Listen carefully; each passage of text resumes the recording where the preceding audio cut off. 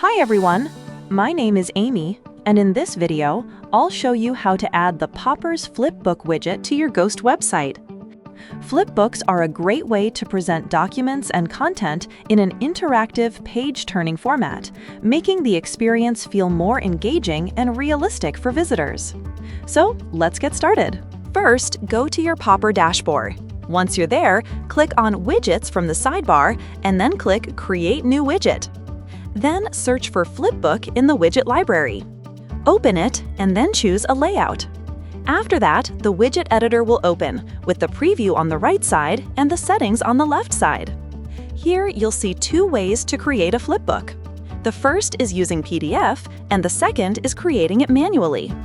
If you want to add content manually, click Add Page. You can add an image, title, and content on each page, and continue editing each page the same way.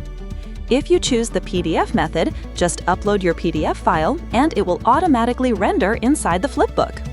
Next, go to the Templates tab, where you can select different templates. In the Design tab, you can change the background, primary color, and accent color. Then, in Physics and Texture, you can adjust the paper texture, flip speed, and dynamics.